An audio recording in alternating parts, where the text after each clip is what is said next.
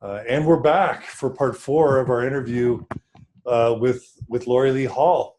And we're now at the point, it's been an epic interview so far, and we're thankful for everyone who's joining us on Facebook Live. We still want to encourage you to put up your comments and questions there. It says we've had over 7,000 views so far, and 63,000 people reach. So that's not a bad reach. And we're grateful for everyone who's still tuning in. Over 130 people are still tuned in. And now it's time to talk about when things came to a head. So Laurie Lee, you're still a few months away from being released as stake president. What can you share about how that sort of concluded? There are details concerning that conclusion that I'm not comfortable sharing, but ultimately general authorities at all of the highest levels became aware of my personal identification as a transgender person at that time. Not through your coming out, not through other means. Yeah, through other means that I'm not going to get into. Right. And that began a series of interviews that I'm not going to share a great deal of detail regarding, but it did place at risk my service in the church, as well as my employment in the church at that time. It was determined that the right, and quite frankly, from my perspective as well, the merciful thing to do would be to extend me an honorable release. And I appreciated that it was handled in a very appropriate manner. I had served more than 8 years and was allowed to depart without any guilt or shame imposed. Did you want to keep serving, or did you want to be released? I would have been willing to keep serving, but the release came as a great relief to me because of the duress I was under at that point. So the fact that it was concluded that it was appropriate to extend the release at that time, I felt very comfortable with that, and the way that it was handled was very positive in its outward expression, which I think was a benefit, a blessing to the congregation generally. What was the duress? I mean, you felt good with Heavenly Father. You were starting to be able to be authentic. You had self-accepted. Mm-hmm. You had come out to your wife and kids. What was the duress of continuing to serve? It stemmed around how difficult it was at that time to be processing the social dysphoria as I was coming out to individuals, and the difficulty that continued to create at home and in other relationships. It was just too much to handle, and the release was merciful. Okay. Is what I say. You were worried it would come out. You were worried you'd be caught, or ratted out, or yeah. And you can't be authentic. I didn't have tons of fear in those things, but there was just a lot to process at that time. It's just, just to go through it is its own thing, right? Yeah, there was a lot. I was also grateful that the decision was made that I was otherwise worthy and should continue to serve as an employee, even though I had these feelings. Steps were taken to point out to me how I needed to live to qualify for church employment going forward. And I did what I could with those constraints. Are you comfortable sharing what those conditions were? Or not so much, no. Okay. Just to say that they were hard and ultimately harmful to continue to follow, I think is all I should say. But all of that, I went the next 4 years being able to work and do quality work up until the time of... So you worked 4 years at church headquarters after being released as stake president. Yeah. With the general authorities knowing that you identified, that you considered yourself female in every way. Mm-hmm. Yeah. And how was that? It was intriguing. Did your status go down as an employee? Ultimately, I was reassigned to a different assignment. It gave me the opportunity to to do the work on certain special projects, and I wasn't working with temples anymore directly, but ultimately gave me the chance to work on the missionary training centers, which I found to be super fulfilling as well. So you didn't feel it was a demotion, or you did a little bit, or? It hurt initially because I felt that it was connected, but I got over it. Okay. And you love doing the MTC. And I loved the work that I did Okay. from then on, which I think actually was the way that it needed to be, because good things were accomplished. Were you allowed to keep your temple recommend? I did, all the way through that time frame. And your testimony remained intact. Mm-hmm. Okay. So anything else just about your experiences working at the church once the brethren knew? I don't think so. Okay. So I guess, tell me if I'm wrong, but the next thing is maybe to talk about how your, kind of what changed. I'm imagining that the pressures internally for you to fully express outwardly your known gender identity as female began to build. And then I imagine some interesting conversations started happening with your bishop, and then maybe eventually your stake president. Is that kind of what's next in the story? I think so, yeah. And there was another wrinkle that occurred at that time. My spouse had previously succeeded in overcoming cancer back in our history before all of these things that we've talked about, but the cancer recurred at that time as well. And so much of the next couple of years was also focused on getting her the treatment that she needed so that she could conquer cancer a second time, which ultimately occurred. Wow. Happily. Congrats. Yeah. And so it was an intense time where meeting her needs was tantamount, and some of mine went on the shelf a little bit, but they still were there as well. And so we were mutually taking care of each other at times. Just another example of how much adversity we were able to swim through together with each other's help and support. But ultimately, additional steps of transition medically and in terms of presentation became necessary for me. I like to explain that although for some my changes seem to move quickly, for me they seem to be moving slowly, and slower than I would have hoped. And then for others it was moving faster than they would have hoped. But were you in your mid-50s when this was happening? Early 50s. Early 50s. Okay. Yeah, early 50s. Okay. Yeah, that's not quick. You waited 50 years. I waited a long time, but then the process of then taking steps over the ensuing couple of years, I really tried very hard to not take the next step until I couldn't not take the next step any longer. Yeah, right. I get that. Yeah. And in so doing, each step became a real necessity, including starting on appropriate hormone treatment. And is it estrogen that one takes? Right. Okay. Right. Okay. As well as suppression of testosterone. Right. Which was amazing, the change involved. It was truly like putting unleaded fuel in your diesel Volkswagen Jetta for 50 years and expecting it to run well, and finally overhauling the engine and feeding it the diesel fuel that it needs. Nice metaphor. And see how well it runs after that. That was my lived experience. You could feel absolutely. Congruence flowing into your veins. Absolutely. Internal chemical conflict that I wouldn't have recognized until it was gone. I often refer to the fact that that kind of conflict is like standing on the runway of an airport with a jet engine roaring in your ear.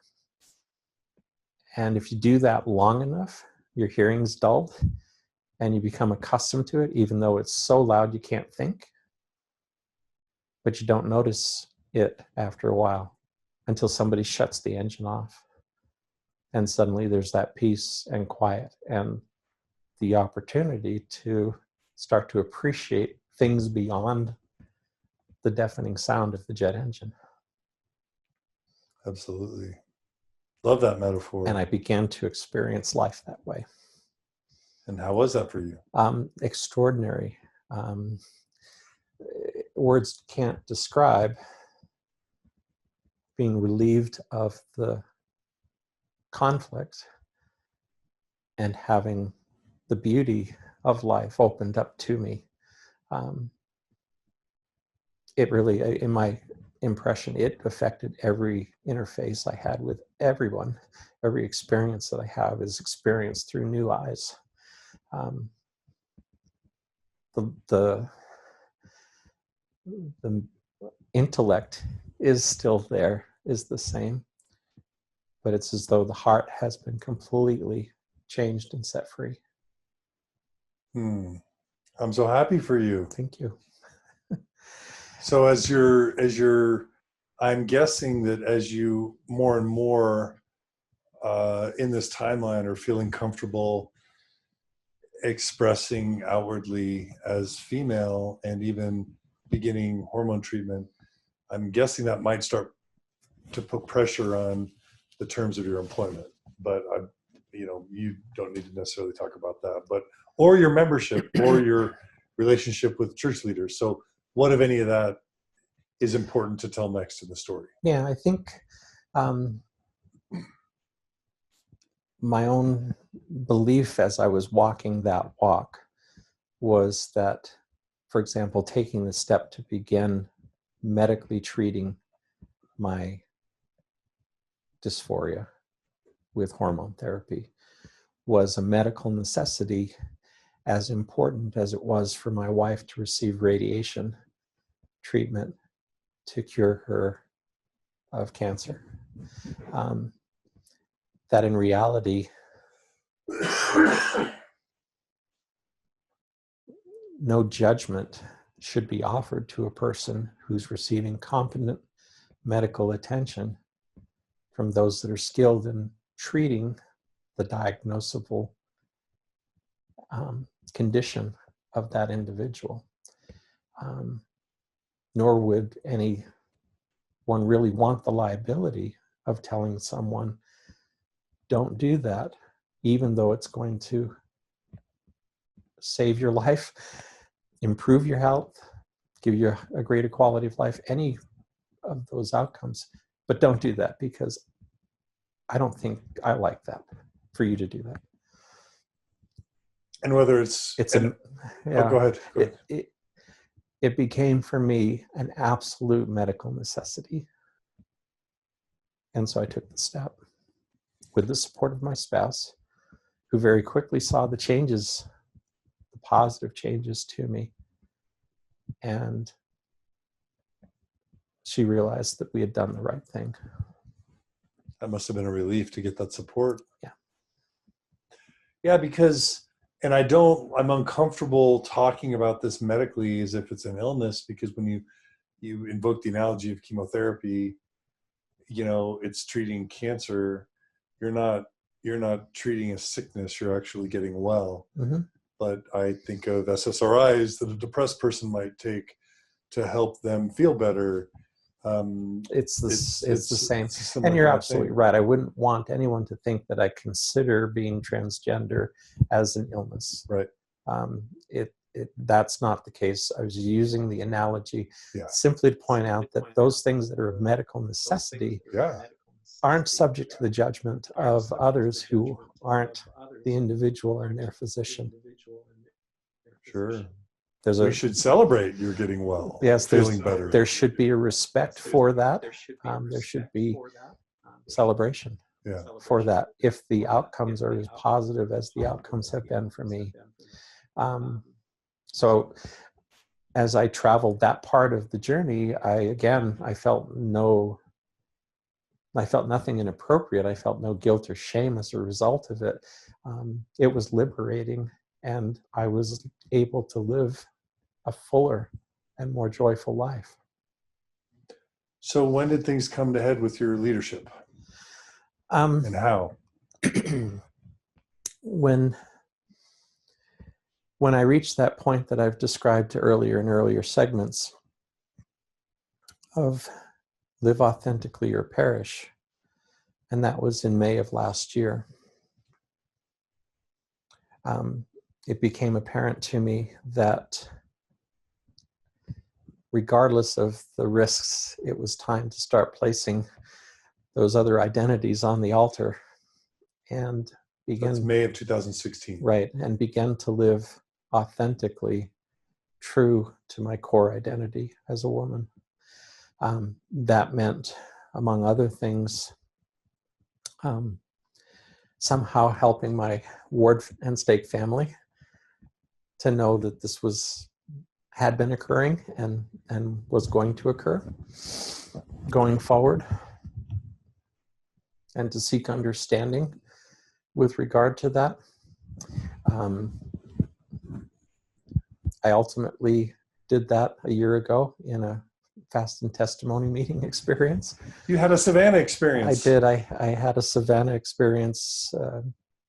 Amazing what she had the confidence and courage to do. I had a similar experience last year. Now, was this after you had stopped working for the church, or No, you're still working for the church?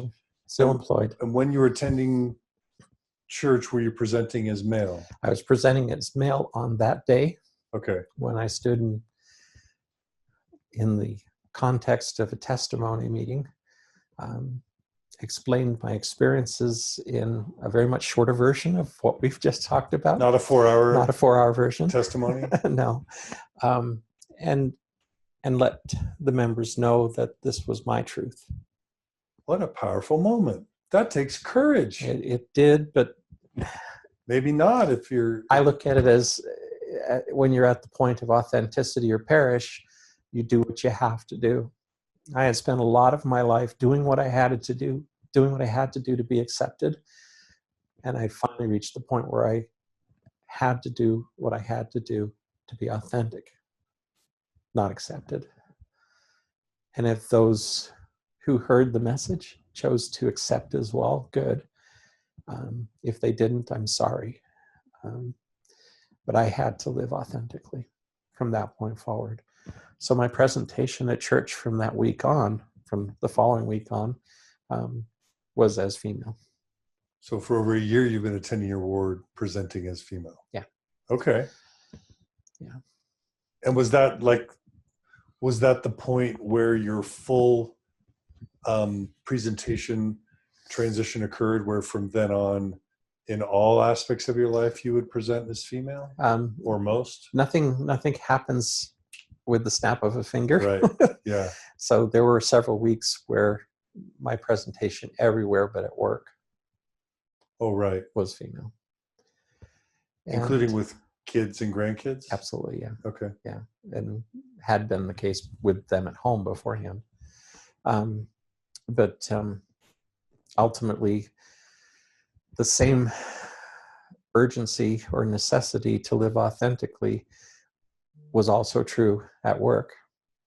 And my hope, although I had really no belief that it could occur, but my hope would have been to have been able to transition presentation and remained an employee, which is actually protected by law for non-religious employers here in the state.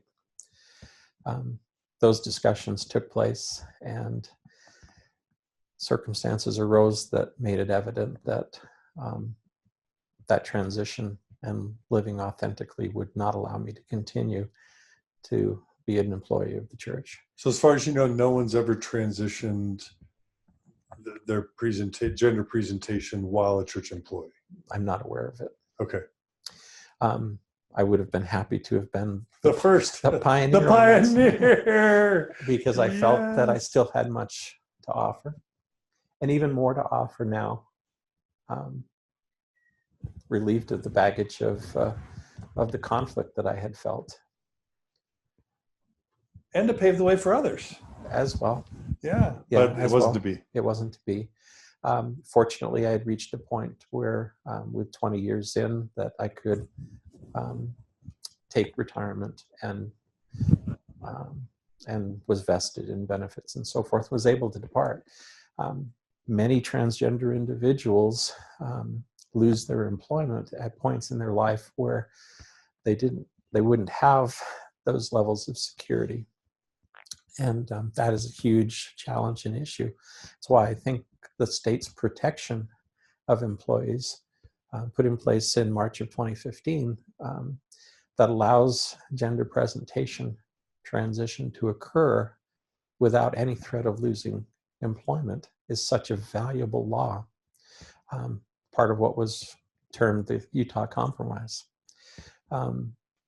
Because I know friends who have been able to make that transition on the job and have retained their jobs. Unemployment amongst transgender persons is extremely high. And the difficulty of maintaining employment, particularly higher employment or professional employment through transition is still quite difficult, and in many places not protected by law. Got to fix that. Got to work on that. I would hope so. I would hope that could be throughout the country as a standard. Because at the end of the day, what harm is there to an individual presenting authentically and doing their best work as their best version of their self? An employer should want that person. And a Christian should want that, and a human should want that. Yeah. So how did you run sideways with church leadership? What happened? You came out in what I would say in my mind was a spectacular testimony meeting. You start presenting everywhere. At some point, so you retired from the church when? In September of last year. All of my male clothing was generously donated to the Desert Industry Store. and basically I was full-time at that point. And also began very, very quickly the process of legal name change and gender marker change on all my legal documents that apply to me currently. And so that process took place, further affirming, I am who I am, and governments agree now. And that seems probably trivial or symbolic, but I'm guessing that's actually not trivial. Ordinarily important to an individual. I had an experience where I was presenting as female prior to getting all of my name changes finished, where I presented my debit card at a restaurant for the meal that I had just eaten.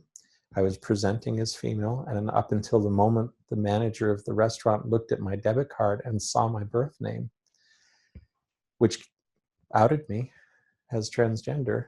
And then he spoke some words very loudly so that everyone in the restaurant could hear that were not kind or affirmative at all.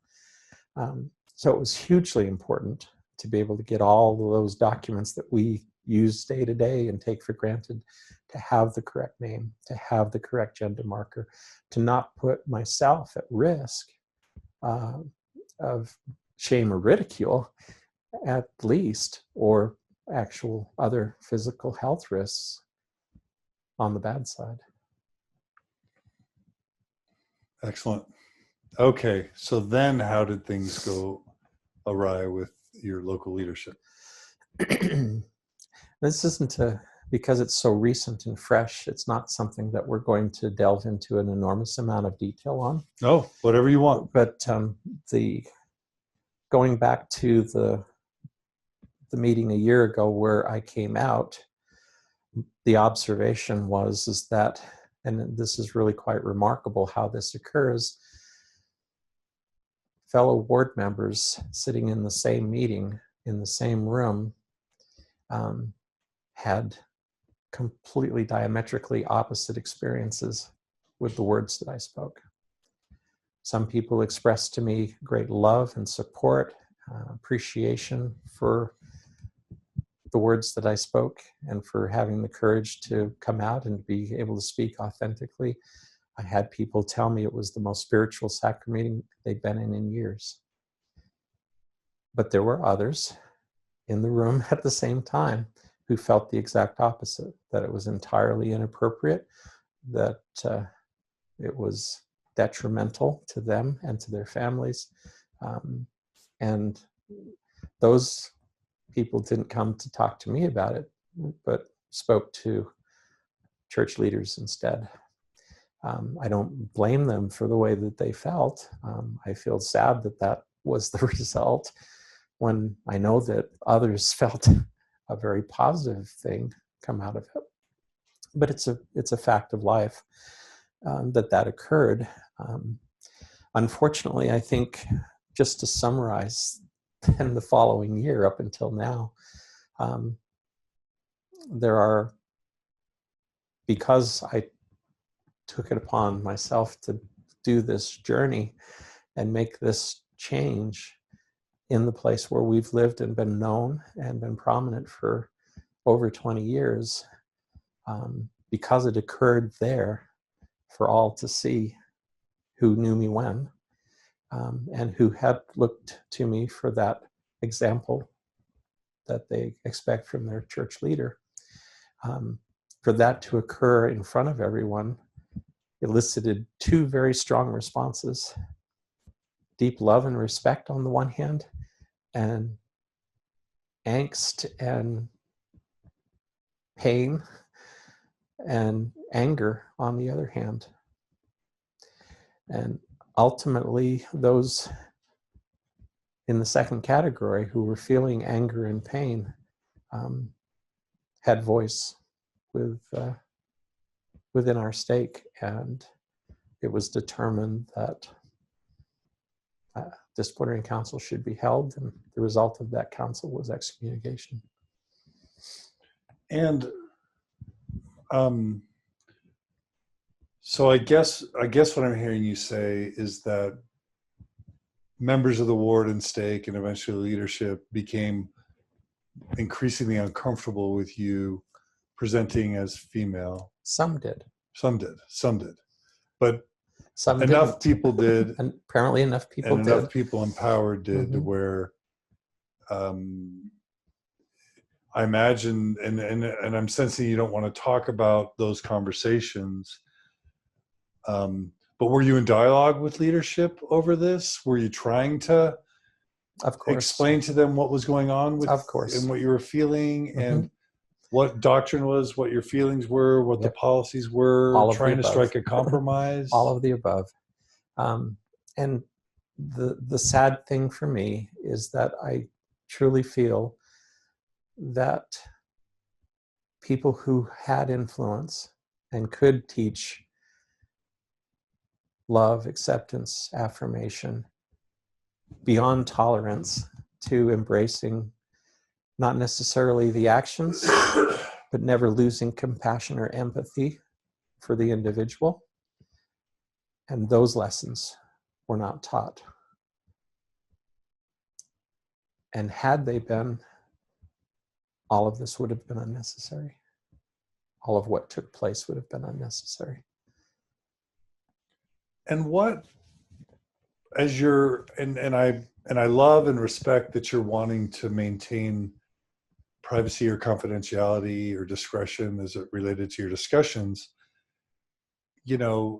separate from the actual disciplinary council.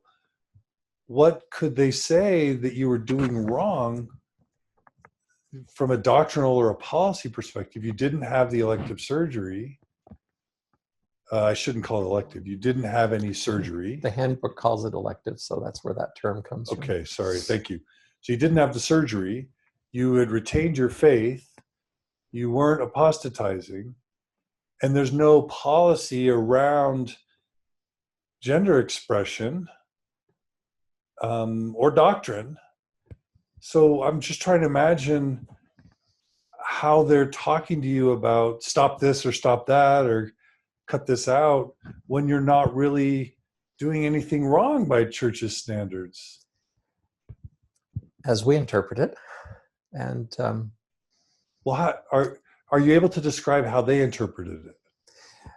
there was the concern with regard to what I mentioned about the proclamation on the family and the definition of eternal gender identity.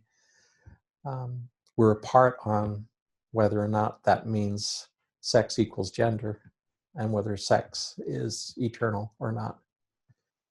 So you had told them how you felt, repeatedly. and they didn't like your interpretation of gender as it related to the proclamation. It didn't align with their interpretation. And yet some would say the proclamation isn't even canonized yet.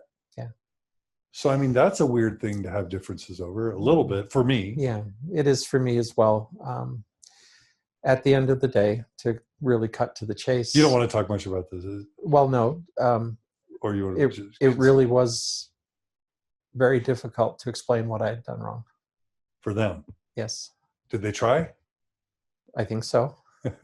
I'm not confident that I in fact am very confident, saying a different way, that I have not done anything wrong. And it was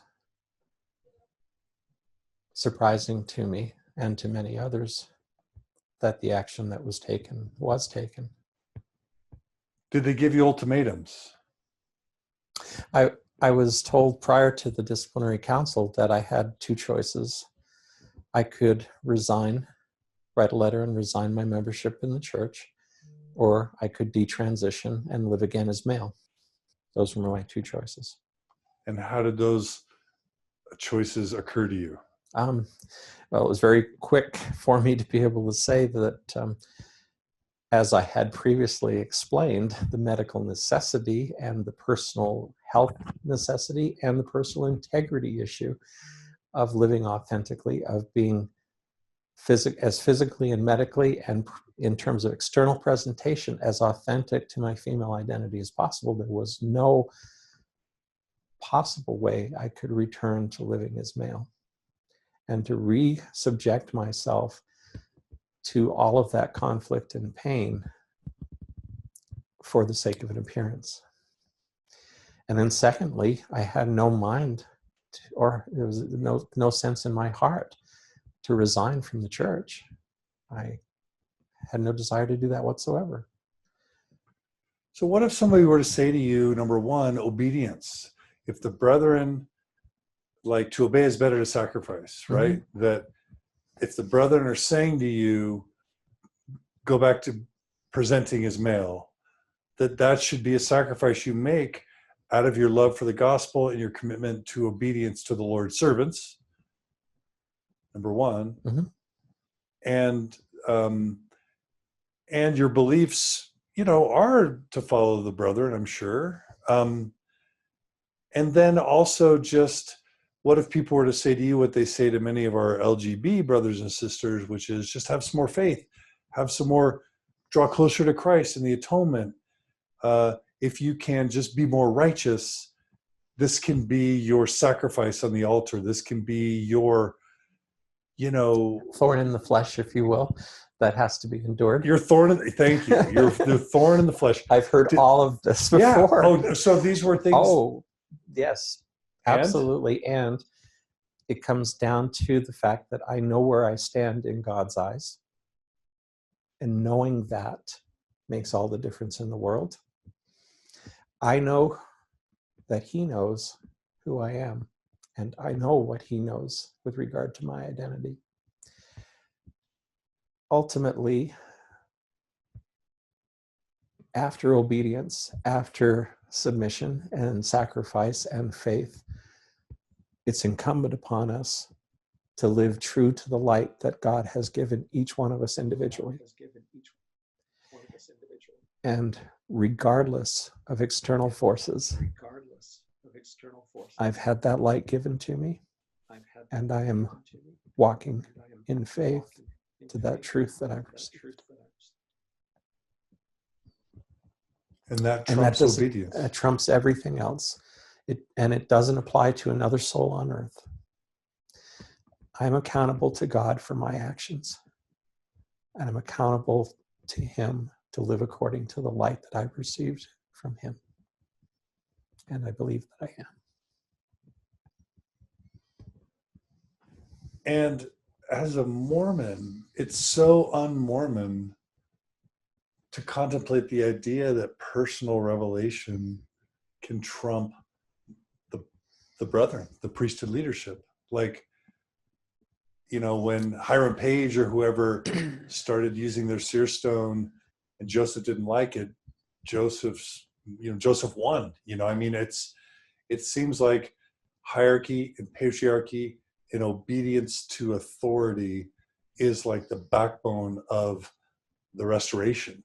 And so to hear you say, living my truth trumps the inspiration of the leadership.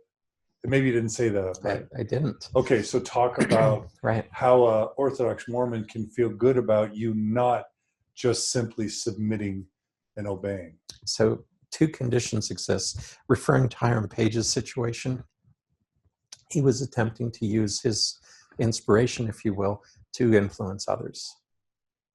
I am not. As I mentioned, the light that I've received is for me personally and has no bearing on how others should live their life or choices that they should make. And by all means, it does not constitute God's direction to his church through me, because that's not how it comes. And I recognize that.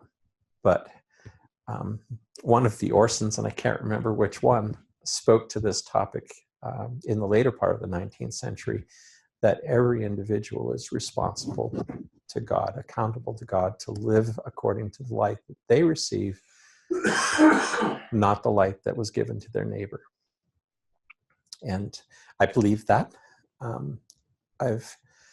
As I've discussed through all of these segments, I've had a healthy and very intimate and consistent relationship with the Holy Spirit. And that continues to bless my life today. And I continue to walk in a way that I believe is correct for me personally. And I would hope that if others found themselves with their truth, their light, being in conflict with whatever circumstances they might be in, that my story might help to give them courage to accept their truth, to embrace it, to step into it, to stand in it, and to walk according to the faith that they have, whatever that may be. Am I being deliberately disobedient to anything that the brethren have taught? I'm not aware of it. But I physically couldn't continue to exist waiting for the day, which I hope comes, when further direction regarding the transgender Latter-day Saint comes to the church generally. And Father, in his mercy, has shown me a path that helps me to live and to love and to serve as myself. So for those of you joining us who have sat through 4 hours of my interview, my brilliant, amazing, inspiring interview with Laurie Lee Hall, we're right in the middle of part 4. Thanks, I can already see 17 people have rejoined. We're right in the middle of her story about her interactions with church leadership, her the events leading up to the disciplinary council, and we're talking right now about how she's retained her faith in the restoration and even in the inspiration of the LDS Church, and feels very comfortable saying that she was living her truth based on her understanding of God and inspiration for her, while not attempting to preach or teach anything outside of that very specific line of authority from her to God and back. And Laurie Lee, I have a question about that. I can see your leaders saying, okay, well, that's fine, but you're, number one, you're influencing other people, that even though you're not preaching that people should, transition their gender identity, there are people watching. And so you're going to be influencing people. And so even by living your truth, you're sort of teaching people to defy the church's doctrine or their leadership just through your example, even if your words aren't saying it. I can see leaders saying that. And then I can see leaders also saying your position as former bishop, former stake president makes it even less acceptable, because where much is given, much is required. You've been looked up to, you've had a position of influence and authority, and now all of a sudden you're confusing them. You're not living in accordance with the leadership and the teachings, and it's just a bad example, bad for the church, bad for the membership. I'm speculating on all that, but maybe how would you respond to that being somewhat relevant to your case? I think that was a very good, without me having divulged that to you, that's a very good explanation of some of the conclusions that were being drawn. It was interesting, back to the actual lived experience. After I came out, and as my presentation adjusted, several members of the Word and or Stake came to my home or messaged me or spoke with me by the phone, seeking understanding, but also coming from a perspective of, as you described, being confused, feeling betrayed, feeling quite angry that a person of my former stature, if you will, could take such a step so publicly, so contrary in their impression to what Orthodox would suggest.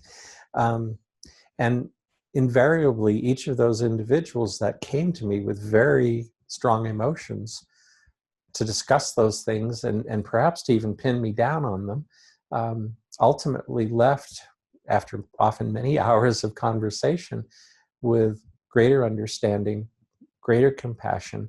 And I think we always parted as friends. I think those who have attempted to understand more fully the circumstances of my situation, and of those who experience gender dysphoria, all who've made the effort to understand, have been wonderfully loving and supportive towards me. I wish that many, many more would have felt to have those conversations with me, as opposed to shunning or avoiding or judging. Right. So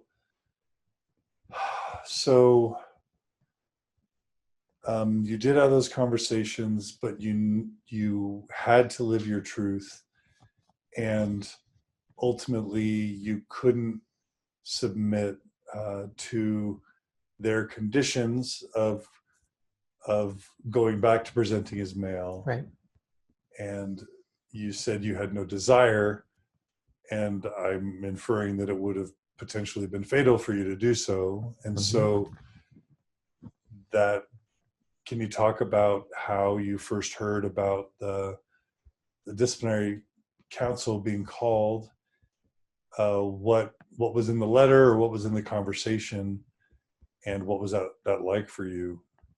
So it was in the same conversation where the ultimatum of the two choices was offered, that ultimately the third choice was that there would be a disciplinary council, and the date was set on the spot. Knowing that was coming, I actually began grieving its outcome in advance. Some would say that's worrying about something that hasn't happened yet.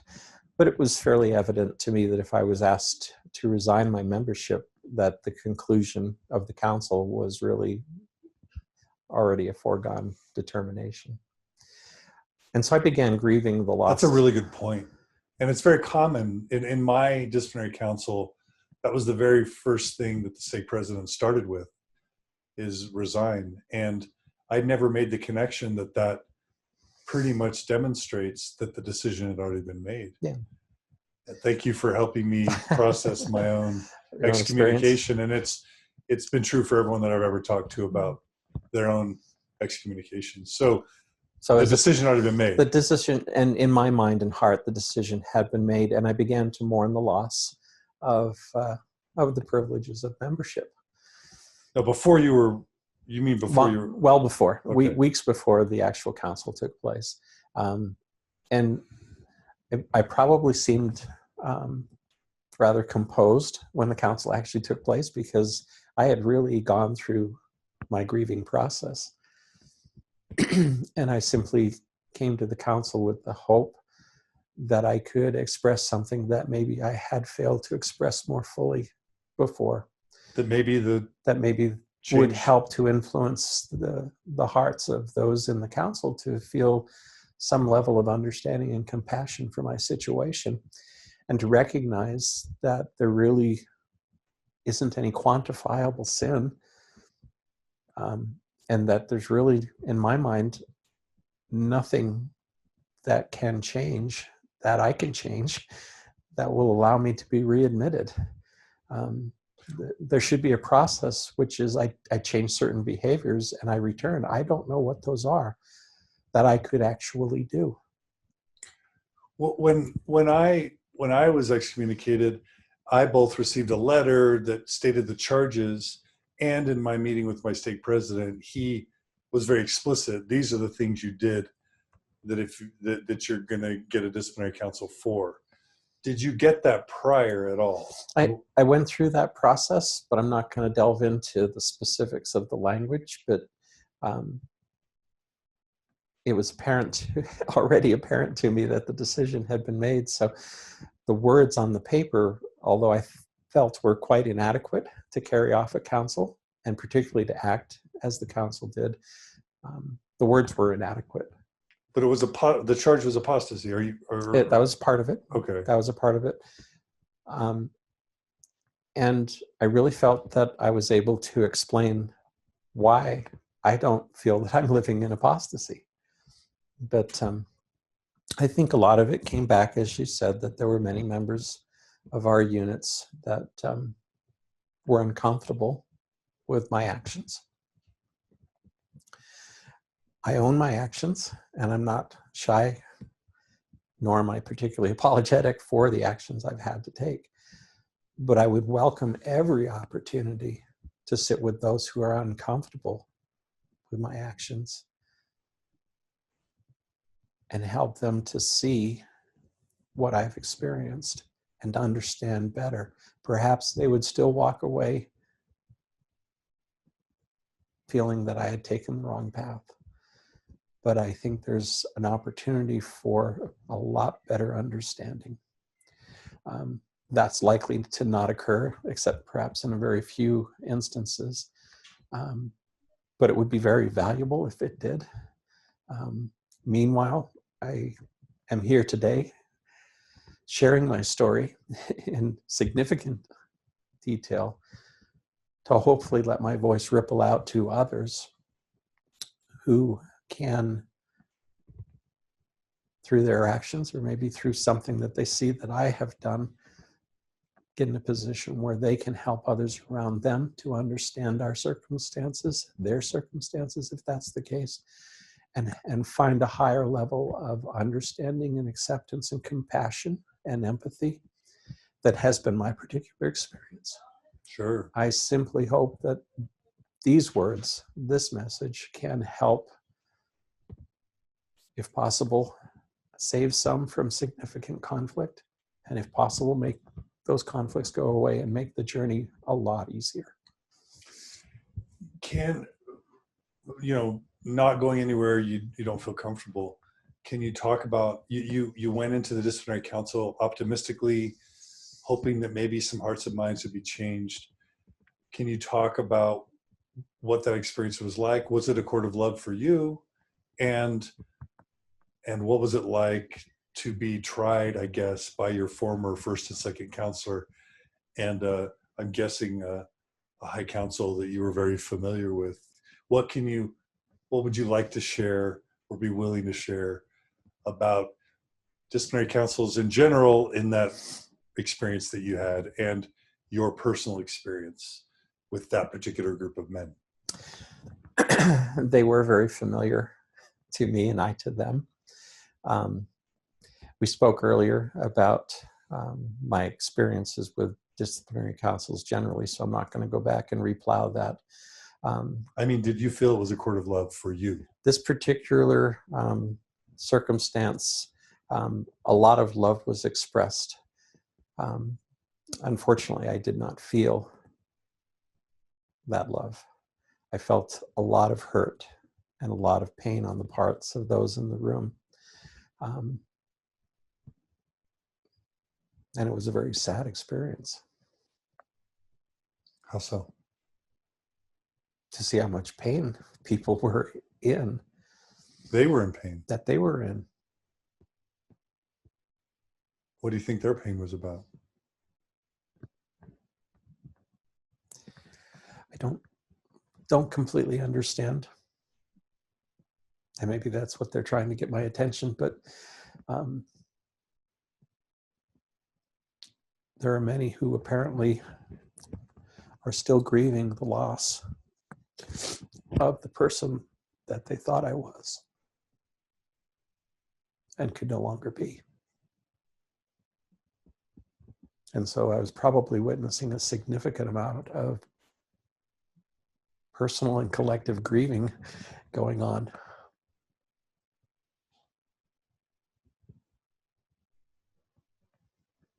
It was a death of sorts for them. Absolutely. And I think it was extremely hard. I think that grieving continues. And yet there's no vehicle for me to help them do the work necessary to process that. But this will sound surprising perhaps to many, but despite what was occurring, I had great empathy for what they were passing through and what they were expressing. That was unresolved in their minds and hearts.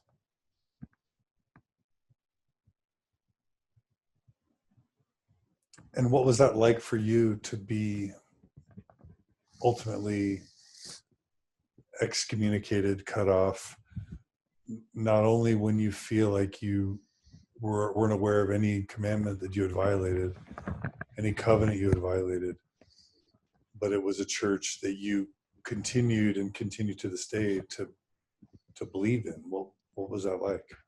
As I mentioned, a lot of that processing and grieving took place even before the disciplinary council. But other than having a little bit of the shock of the experience, which continued for a few days afterwards, there were some things that I felt in that room that I wish I hadn't felt. But really for me, what has come out of it is the strong sense of those things that I've shared kind of in the theme of this discussion, that I can stand in my truth and simultaneously walk in my faith. My faith is intact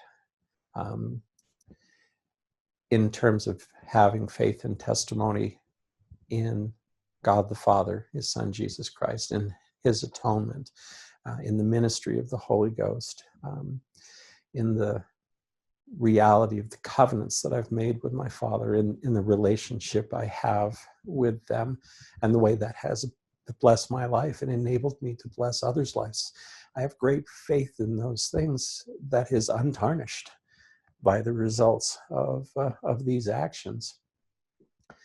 And at the same time, I really feel that I can and should do good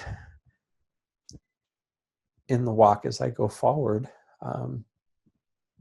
trying to represent myself as living authentically and give others hope that they can as well. And that although the course may still be challenging, and there may be significant social and cultural and religious and institutional objections and challenges along the way, that folks can live true to themselves and keep their faith. A lot of people feel injured by the church and by other churches. And this is not exclusively a Mormon thing. Religion in general has, some would claim, has injured them. But my hope would be that those who are presently believing and dealing with the kinds of conflicts that I have dealt with over the past several years would know that it's going to be okay, that you can find your way through it. Don't lose hope. Don't lose faith. Don't lose the faith that you have, even if the faith rejects you for a season.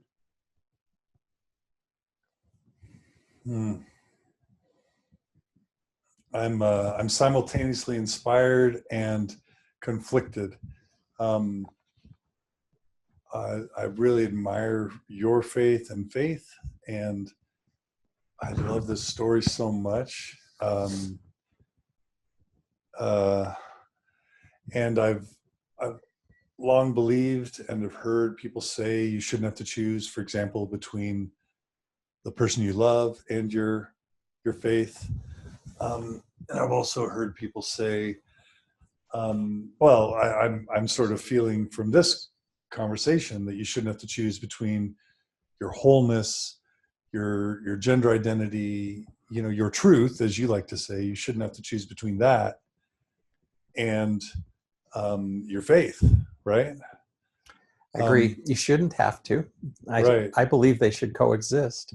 And yet I'm just, and this was probably the number one question people asked, is how do you retain faith in the restoration when it's the product of the restoration that has overtly excommunicated you and cut you off and refuses to accept who you are and who you know yourself to be and who you know God accepts you to be?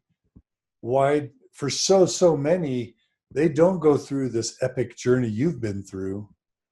They just, I don't want to say just, but for them, it's they stumble upon information, or they learn about Joseph Smith or details about the Book of Mormon or whatever, polygamy. And for them, they're thrown into this big sense of feeling betrayed and anger and wanting to reject the church because they feel the church hasn't been honest. You've got this entire layer of overt denial of who you are and overt rejection. I would just assume, transgender, excommunicated, no longer believing in the church, and yet that's not true. How do you do that? How have you done that? And what would you say to someone who said, you're just not there yet? You just haven't processed it long enough. This won't last. Well, lots of questions there. Sure.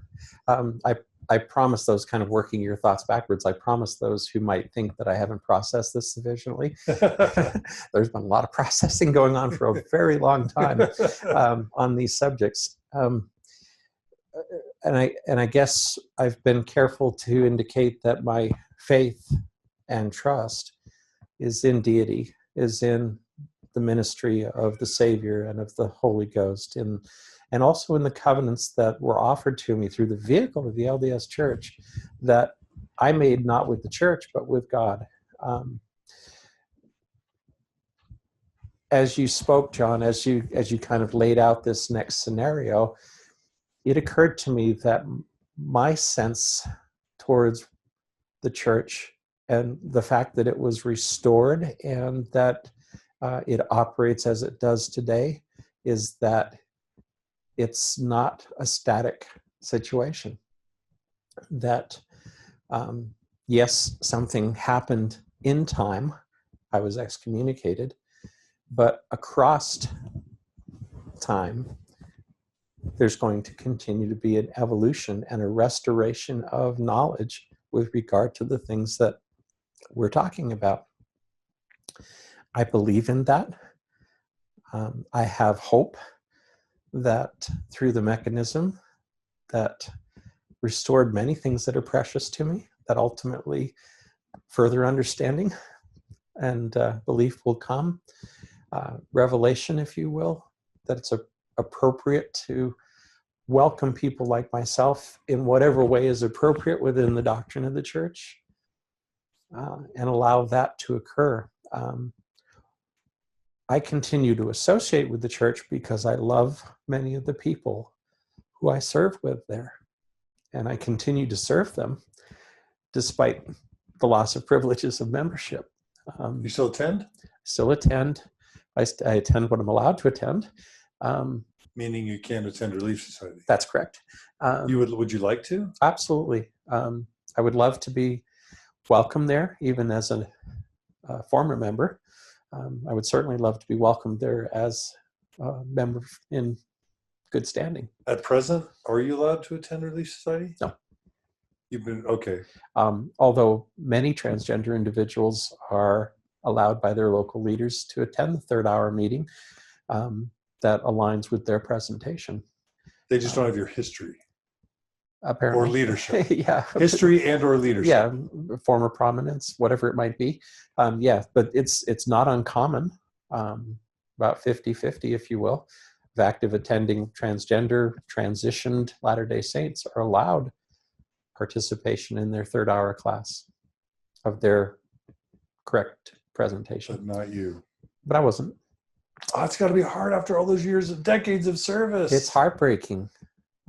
It was heartbreaking as late as last Sunday to have wonderful spiritual experiences, even as a former member in sacrament meetings and Sunday schools, and then to need to walk home because I, for some reason, don't qualify to stay and enjoy the last hour with the same people that I've been with the previous hour.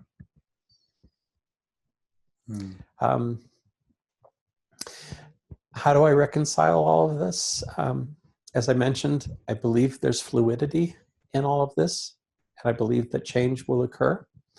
I couldn't wait for that change to occur on a general level, and so I did what I had to do for myself personally.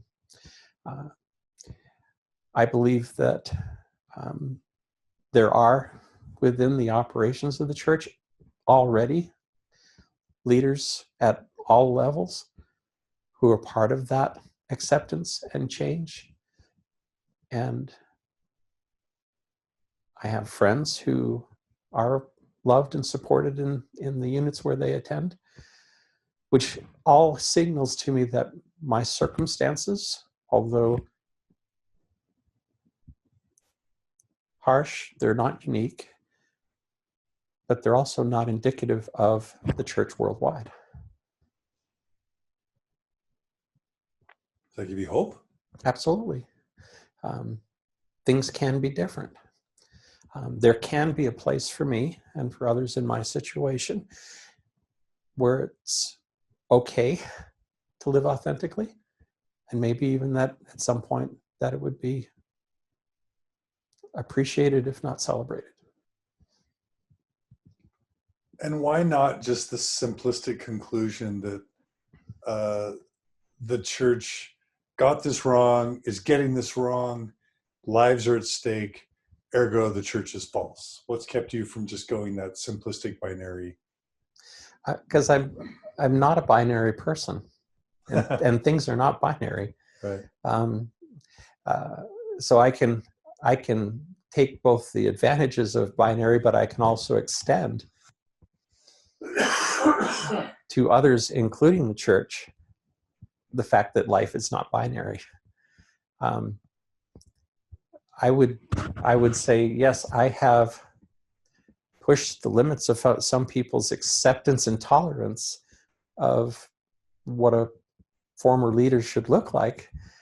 But at the same time, I can look back at the church and say, I extend to you the hope that in time, flexibility and understanding and acceptance of the issues of a transgender member will be better understood, will change, and there will be a place, a safe place and a welcoming place. But if not, I will still be faithful.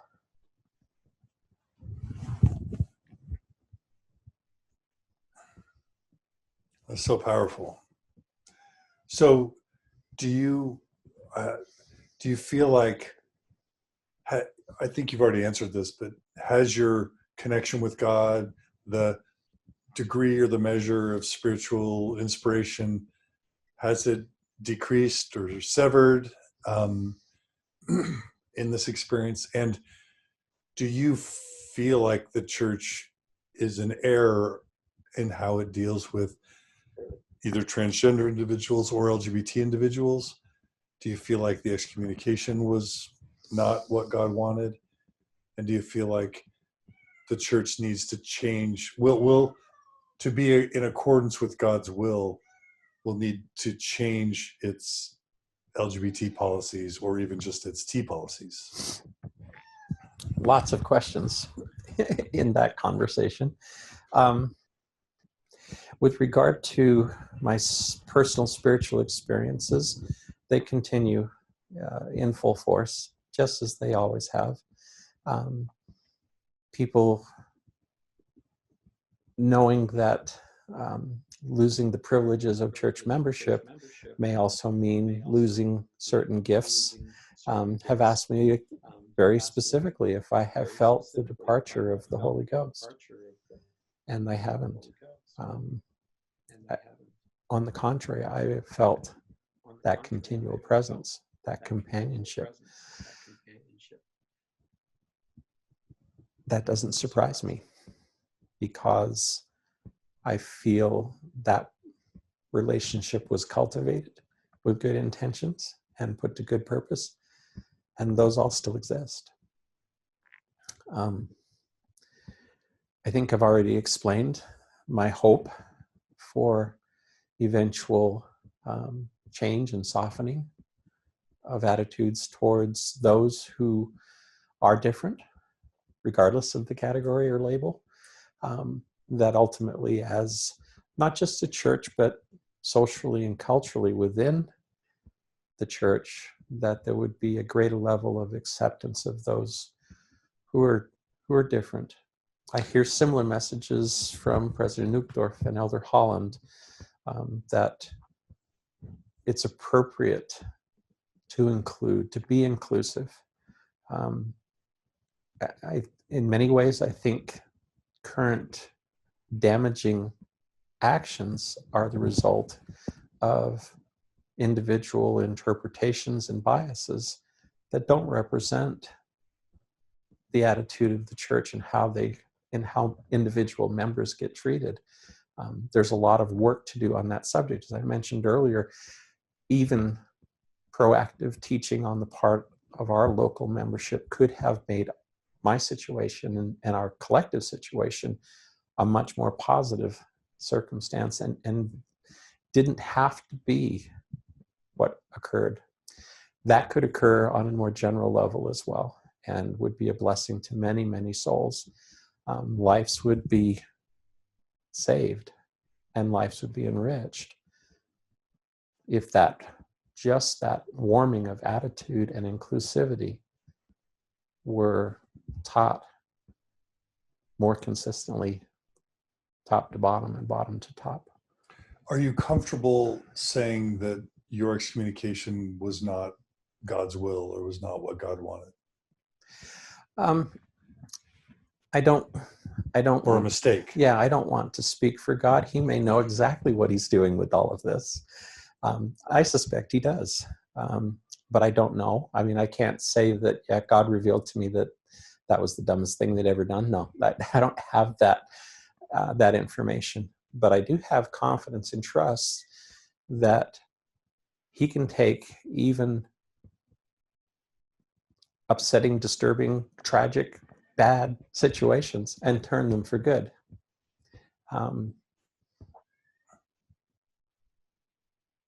And I hope that that's what happens in this case, that somehow this can all get turned for good, and that some good comes out of it all. So I know that he's aware of my circumstance, and of the circumstance of those who put me in this position. I sense his tenderness and those feelings of tenderness towards me. I don't sense any sort of abandonment at all. On the contrary, there has been a significant outpouring of love that I have felt from deity of late. And I think it's just fascinating to watch how all of this gets turned for good.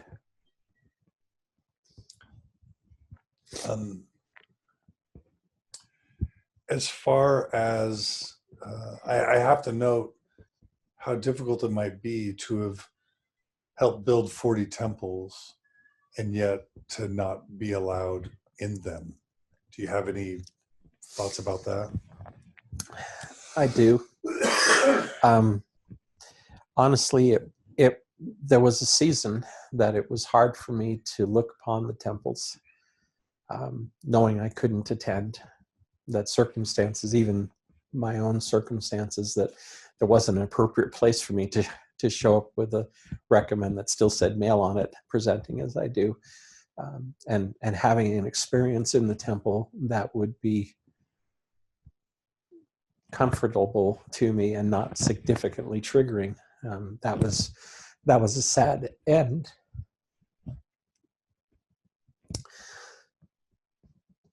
to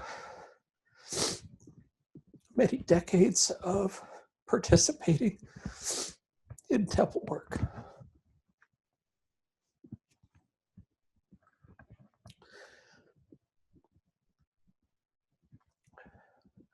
But in talking with a dear friend, after not being able to look at a temple for a while without feeling hurt, a dear friend helped me to realize that I could look at the exteriors of those temples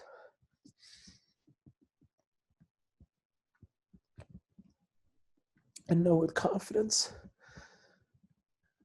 the appreciation that the Father has for the part I played to help get them there. And that truly healed my heart on the subject.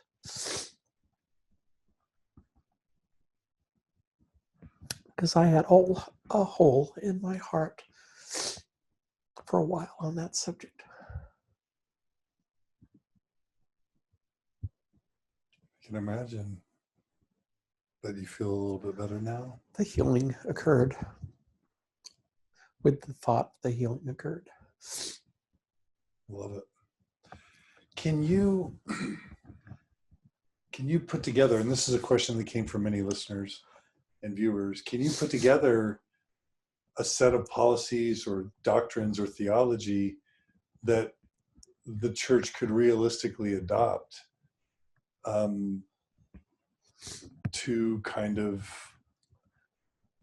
holistically address this situation for future members? And there's all sorts of complexities if a kid is given the priesthood, but then goes, chooses a transition, a gender expression transition afterwards. What do you do with the priesthood? Does it lay dormant now? Does the kid keep it? And vice versa.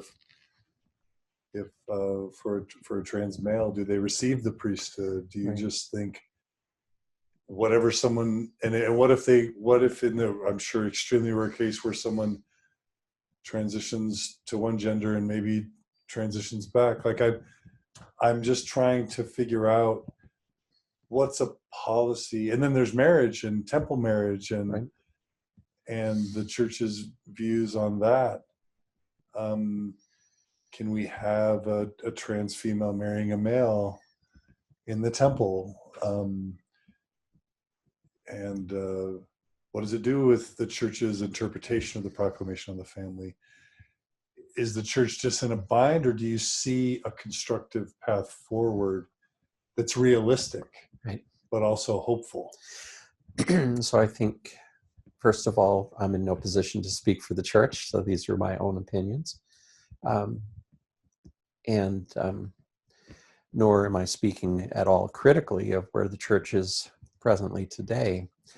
But I observe that realistic initial steps are already taking place in some units, as I've explained. Individuals in certain circumstances are welcome to attend not just sacrament meeting and Sunday school, but also a third-hour class that is consistent with their gender presentation. That's a wonderful initial step of welcoming that requires no change in doctrine whatsoever, no change in policy whatsoever. And as you say, it's happening in many places. And it is happening in many places. And it's one of those things that it's such a small thing that's such a huge deal to the individual. It really makes a big difference in feeling belonging and a sense of welcome and fellowship and affirmation. That's such an easy step to take.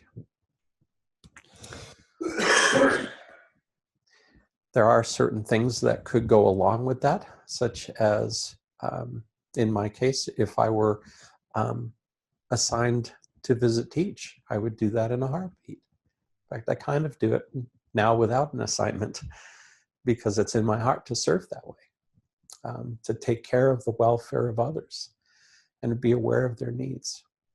I was in the home of a sister last night who was having some health problems, and their first call was to me. How'd that feel? And it was great. I came as her sister, and she knows my circumstances quite well, and I helped. We got the priesthood to come, and they gave a blessing, and I think they were slightly astonished that I was the first person who was called, but there's nothing wrong with that. There's nothing wrong with an individual serving in a way that's consistent with their authentic self. That can occur without changes to policy or doctrine. With regard to priesthood. So young women's leader in theory, right? Maybe. That would be a further step beyond the realistic that we're talking to. But there is a precedent in place for how the priesthood is handled, at least from the previously ordained to the dormant. My experience in joining the church and serving at a young age in upstate New York, I knew many, not just a few, but many members of our ward and stake in upstate New York who had joined the church even in the 1970s, received priesthood ordinances, even had been to the temple. And as they were dutifully pulling together their 4-generation charts, like we were all taught to do back then, they discovered some African ancestry prior to the change of policy on the priesthood. In that circumstance, local leaders were instructed to ask the male individuals who had been ordained, who had that ancestry, to allow the priesthood to be dormant, to not utilize their priesthood. I think the general consensus was that it didn't invalidate the ordinances that they'd received or the ones that they had performed, but they were asked to, consistent with then church policy, were asked to not exercise the priesthood.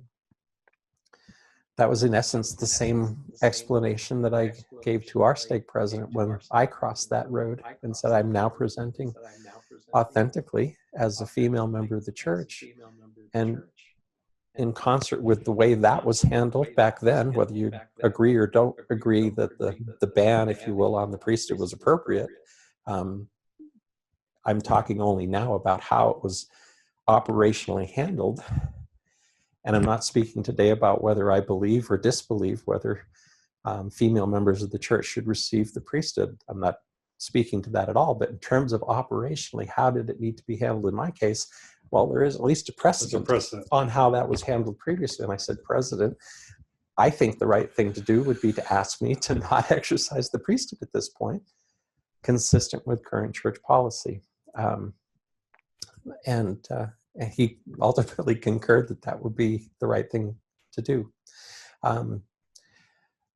I feel strongly that for the season that I was actively using the priesthood and abiding to the best of my ability to the oath and covenant of the priesthood and magnifying my callings, I believe that was pleasing to God.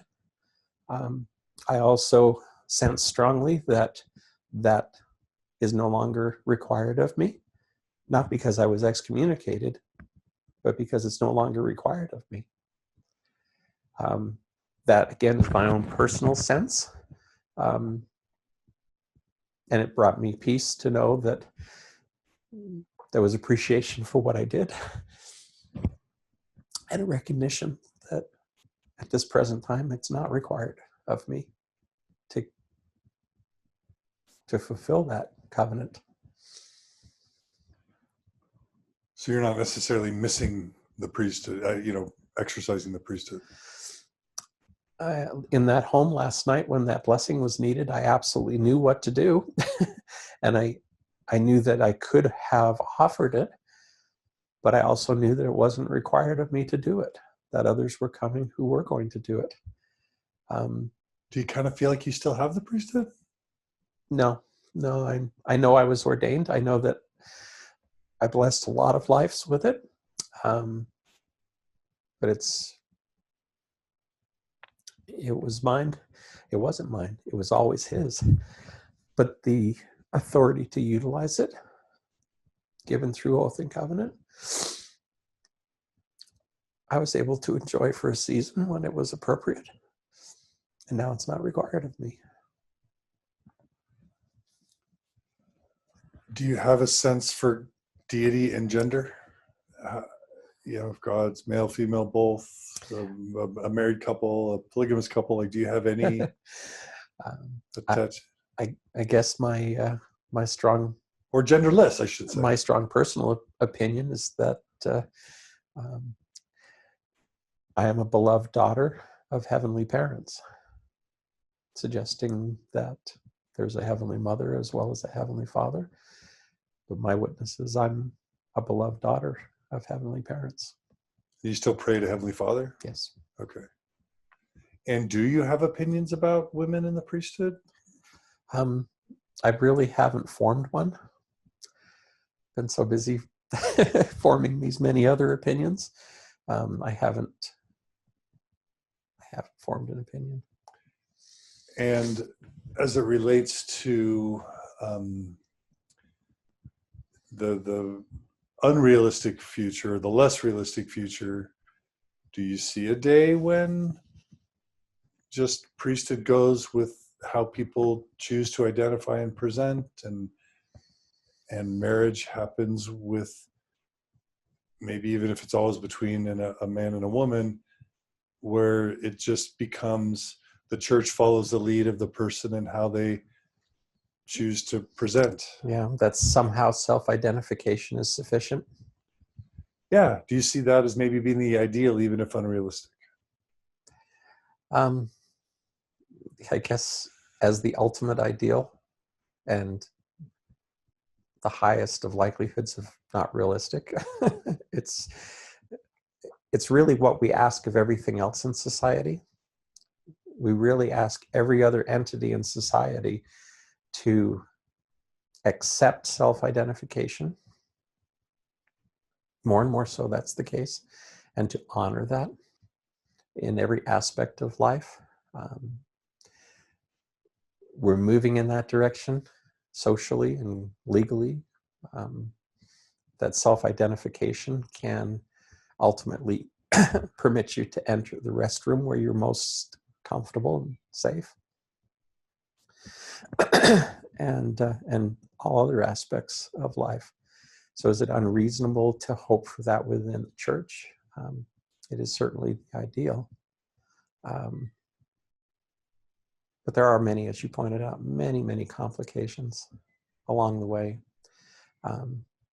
I would like to believe that readmittance would allow me to be readmitted according to my current legal name and my current well-recognized gender marker. I would love to have the opportunity to exist, fellowship, serve, live in the church as the woman that I am. Oh, I just had a question. Are you aware of a transgender individual ever being baptized into the church after their transition? I don't personally know such an individual, but I know that the 2010 version of the church handbook does allow for that to occur after certain interviews have taken place. So in theory, you could be baptized. You could be rebaptized as Laurie. Sure, why not? If you were given that opportunity, would you consider it? Oh, yes. Would you do it?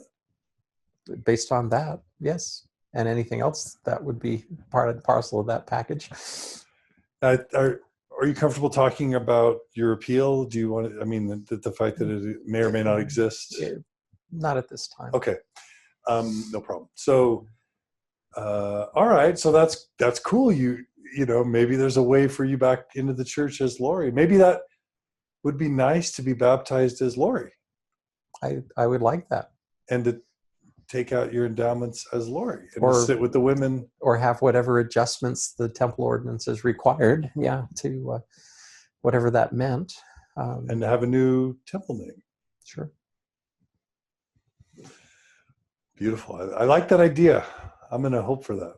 I hope for it as well. For you. I hope for it as well. Okay. So really, this will be like a 30-second question. There's a lot of information on the internet now about the church's truth claims, whether it's about polygamy or polyandry or the Book of Abraham or Book of Mormon historicity. Have you studied any of that stuff? And if so, has it impacted your faith at all, or do you not even have an idea what I'm talking about? Like, I know exactly what you're talking about, and I've studied each one of them fully. I'm not shy about looking at the breadth of available information. Has it shaken my faith at all in the very core beliefs that I've expressed? Not at all. Has it changed some of the maybe less core beliefs? Yes. Or modified them? Yes. Okay. There's a high level of suspicion mixed with hope for reconciliation and honesty and integrity with regard to many of those things. I look at the church not from the binary perspective, but from the perspective that eventually these things may be more effectively communicated and more appropriately taught. I think there's baby steps being taken in that direction. I'm certainly not going to get all angry over something that's a work in progress, even though that work in progress is moving at its current pace. So it sounds like you're talking specifically about kind of candor around the church's history with regard to things like, you know, the Book of Abraham or Book of Mormon being historical versus metaphorical or symbolic. Have you... Whatever they may be, I guess the simple way to explain it is that the vehicle that brought the knowledge and blessings into my life is an ever-changing vehicle. And if there were flaws in its original manufacture, if there were flaws in how it was maintained through the years, it was still the vehicle that brought me the good that I experience. And I know that there are souls who are working on that vehicle to hopefully make it a better vehicle somewhere down the road, maybe even a more appropriate vehicle, or perhaps even someday a more perfect vehicle. But the vehicle accomplished what it did for me in my life. And regardless of the flaws of manufacture or how that was maintained through the years, I still reap the benefits of the ride, and I have hope for a better vehicle, a more refined one down the road. Very architecture-based metaphor. I love it. It's hard to lose. Many are asking how your wife and children and grandchildren are doing. I don't want this to come off, disrespectful or asking too much detail, but, when someone is in your position, do they want to be called a wife? Do they want to be called a grandmother? Do they want to be called a mother? What's it like for a child or a spouse or a grandchild to have to consider or contemplate a different label or title, right, or relationship? Right. Is there any degree to which you even want to talk about how that sort of issue has manifested in your relationship with your spouse, Mm-hmm. with your children, with your grandchildren? It's a topic that I'm fond of talking about. So myself and several of my friends who have traveled this road have had to find ways to help that all work within their family circumstances. And I'm passionate about families traveling together in this journey, even though it looks different from maybe the ideal or what has been raised as the ideal. Our grandchildren, for example, range in age from 8 to 0. And there's a bunch of them. And depending on their age and how their parents have helped them to deal with my transition, I went from being grandpa to Poppy. And Poppy was my choice because it seemed to kind of work as a in term of endearment for a grandparent, but it has kind of a little bit of a feminine ring to it without necessarily being overtly feminine. I'm not never interested in taking the title of mother or grandmother from my dear wife. She totally earned those titles, and those are hers. Mother's Day is celebrated. It's all about her. That other day in June is celebrated, and that's about me. But most of our grandkids whose parents have been loving and supportive towards me have already kind of gone through the process with me, and the ones that are old enough to recognize that there was a transition that took place in presentation have seemed very well adjusted and comfortable with that. I won't scold them if they happen to call me grandpa. That's a very special term as well. But the younger ones who never knew me as anything but, they all call me Poppy now. So I think it's one of those things that occurs over time.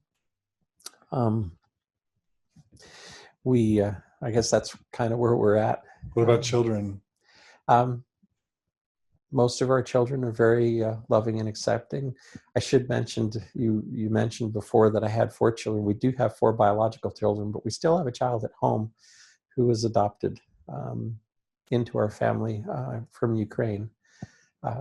Actually Crimea, which is now a part of Russia, at least on some maps. And she still lives with us. She's 16 and special needs. And that's been a wonderful experience as well, kind of taking her through this journey and helping her fairly childlike, simple mind to make the adjustments with so much love that she has for everyone. She has for me, very much so. Is it tough for a kid to call what they used to think as father to call them? I guess you wouldn't want them to call you. No, my because that's for your wife. Yeah, my grown kids. It's always I'm always dad or daddy. Okay. Because I promised them when I came out to them that relationship wouldn't change, even though my presentation was changing. Got it. And you're okay with that. And I'm okay with that. Others find other ways to negotiate around that, but I've never felt the need to be anything but their dad or their daddy.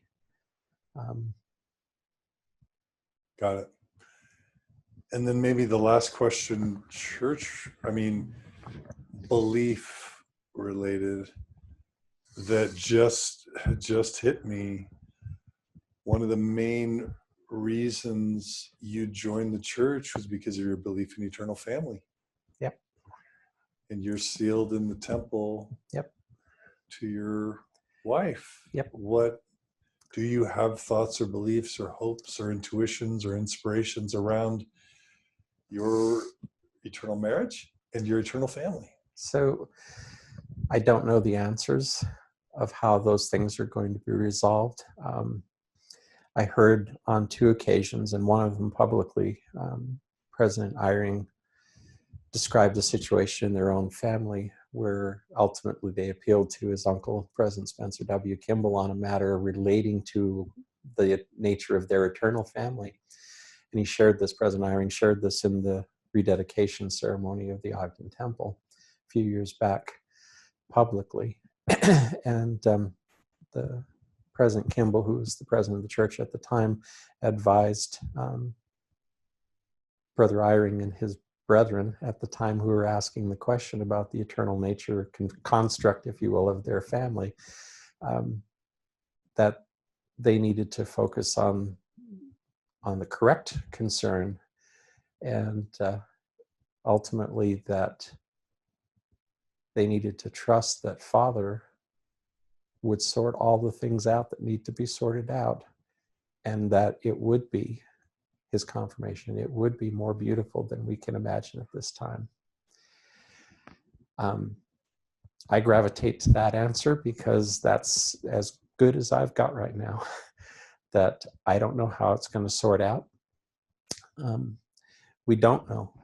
It's not been shown us how it's going to sort out, but I have complete confidence that the Father in heaven, who continues to love me and continues to love my family, already has in mind how it's going to sort out, and it will be more beautiful than we can imagine. Love it. Love it. All right. Well, the final question that everybody's asking is, what can parents of transgender children do to support them? What can siblings or children or community members of transgender individuals do? Church members? How can we all do better at loving and embracing and celebrating and supporting our transgender brothers and sisters? Yeah, well, that's a marvelous question to capstone our discussion. As I've described, I think it's important for family members to recognize that gender identity is not a choice. It's not something we wake up one day and we say, gee, I think I'll try this on because this is kind of trendy and cool, or I want to experience what life's like on that side of the fence. Those circumstances may occur, but that's not a transgender individual. A transgender individual, an individual who has an identity that is in conflict, is contrary to what their physical body has been identified as in terms of biological sex, that is not a choice to feel that way. More often than not, it is something that has been felt for an extraordinary amount of time, reaching back to the individual's earliest years. Some aren't cognizant of it to the same extent that I or others have been, but it's something that doesn't change over time.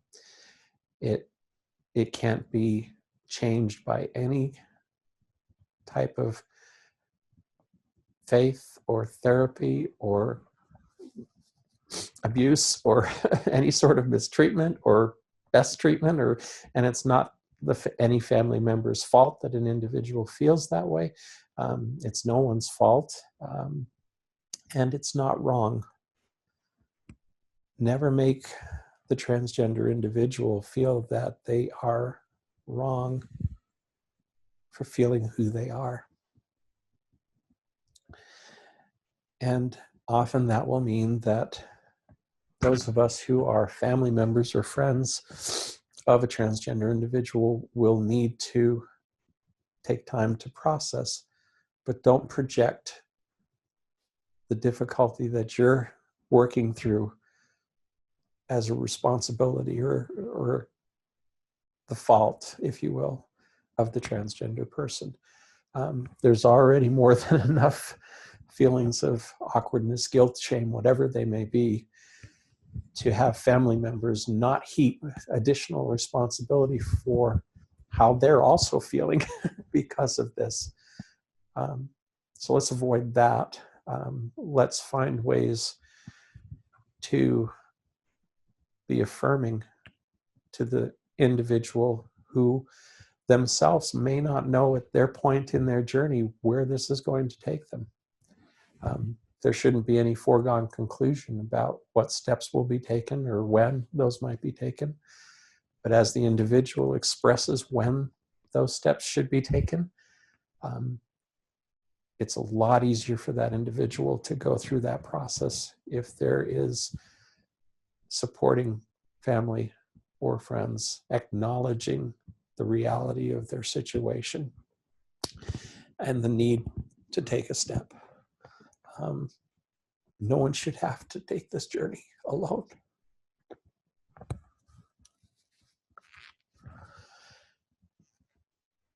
Or made to feel that they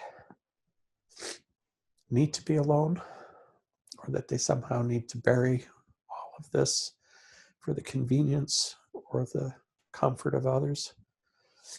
Never make an individual feel that way. There should be safe and loving and, to the extent possible, accepting places for every individual to be. And if that can't occur in a certain family circumstance, find one where it can occur for the safety of the individual. Where can they go? Well, one would hope that there would be affirming or comfortable family members that they could go to. It's good to be with some member of some family. But if not, there are resources available to support those who aren't accepted at home. And sometimes, and I know people who have had to replace their biological family with their support system family.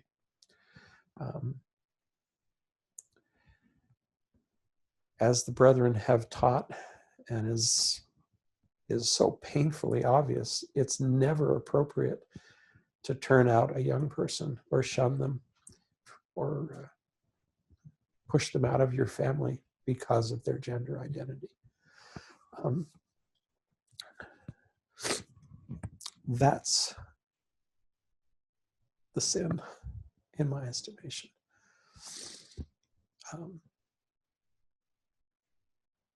Recognize that transgender individuals are at least 10 times at risk for suicide, at least attempted suicide.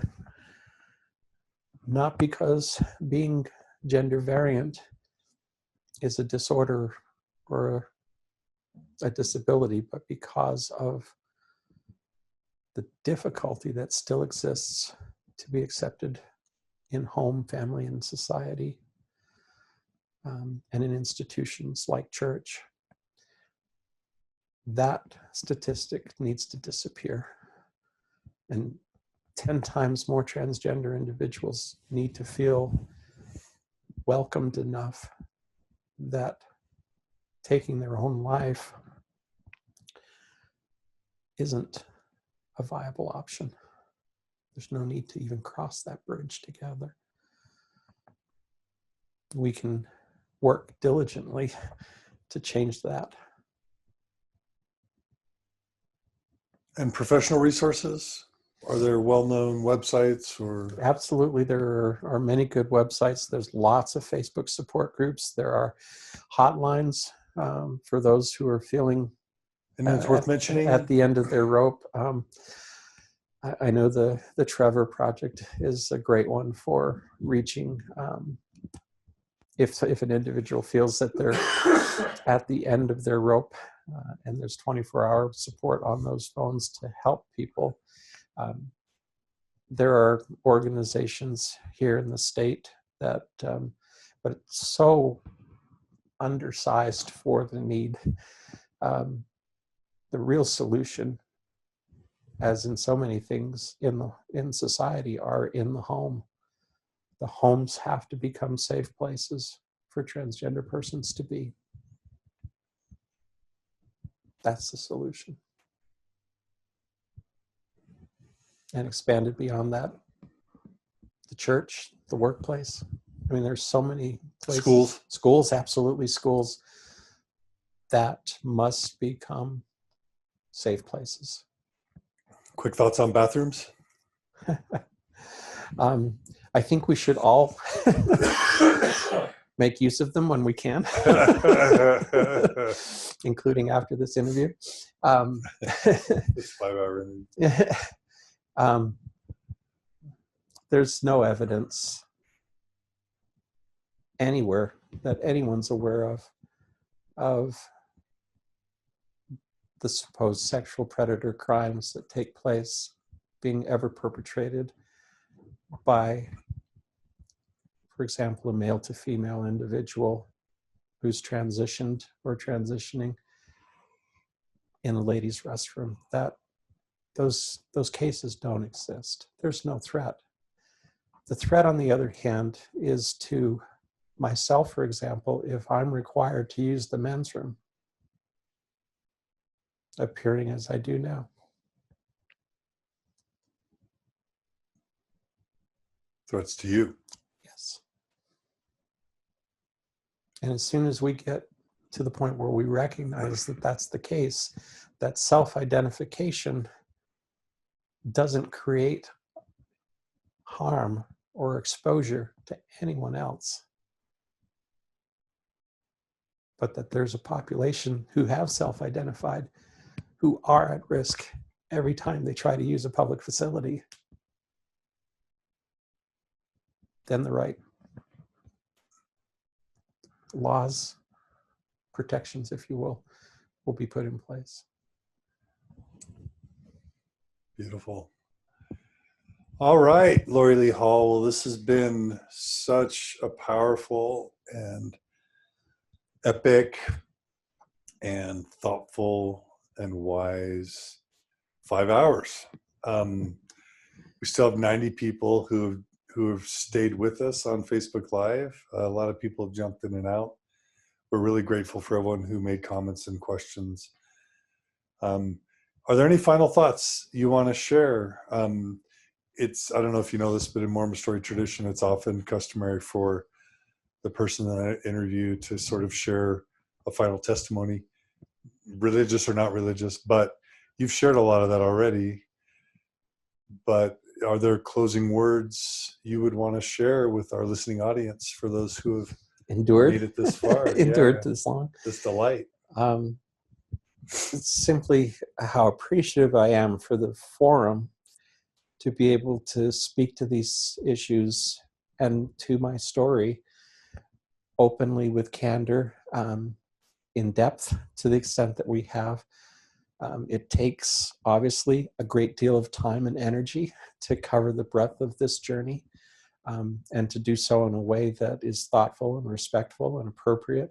I do so appreciate the opportunity in the forum. At the end of it all, where am I today? I'm standing in my truth, and I'm walking in my faith, and will continue to do so.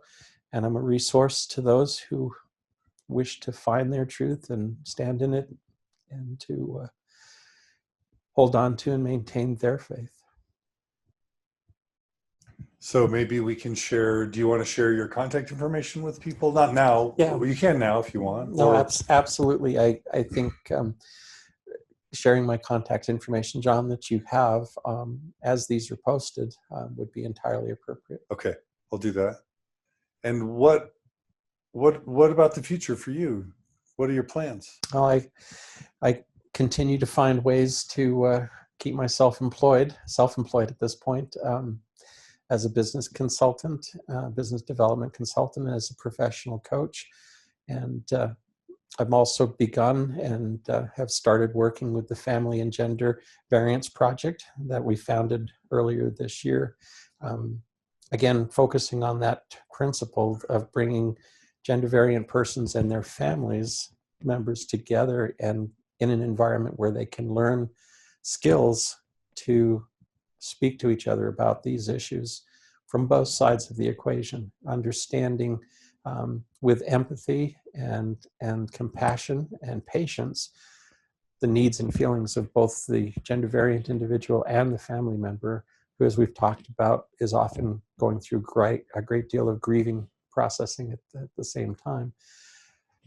Creating that kind of dialogue and helping families stay united and stay supportive and loving towards each other. And so that project could take up all my time if I was independently wealthy, but I hope it becomes a resource to the community that can help in those areas which I've spoken to. So lots of plans. I still would love to be able to work in the architectural and construction industry as well, if they can find place for a lady architect. I still have skills and much to offer, and I want to make a contribution. Advocacy, all of those things. I just hope for the chance to continue to help. Well, Laurie Lee Hall, a sincere thank you for sharing your story with us today on Mormon Stories. Thank you. Thank you, John. My honor. My pleasure. All right. Well, thanks everyone for tuning in to this wonderful conversation.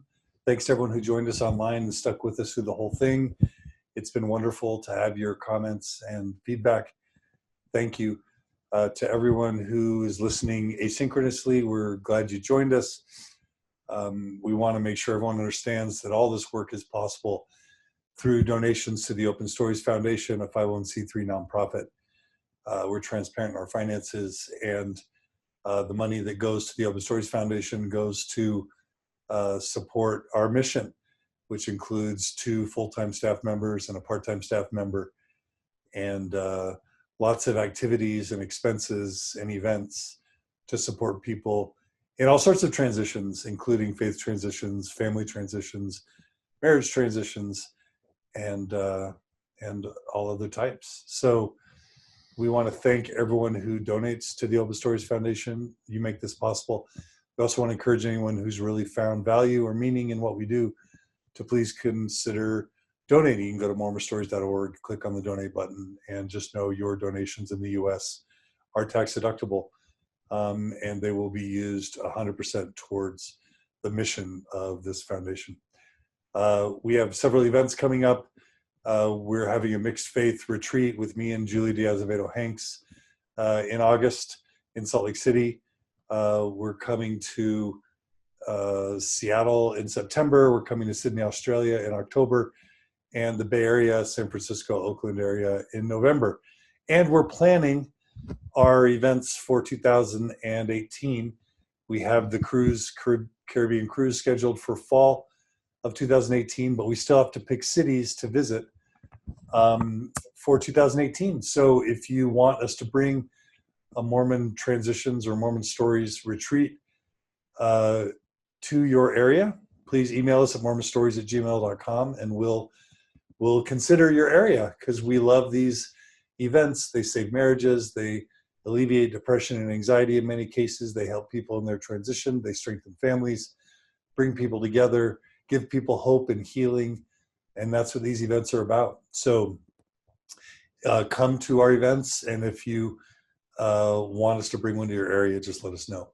Again, thanks to Cody Layton and Amy Grubbs, who are the staff members I work with. They make all this possible. And to our board of directors at the Open Stories Foundation, Lee Stoll, Roger McComber, Craig Woodfield, and Steve Holbrook. You guys and gal make this all possible. Love you guys. Thanks again for joining us on Mormon Stories. Please tune in again soon for another episode. This has been wonderful. Take care, everybody.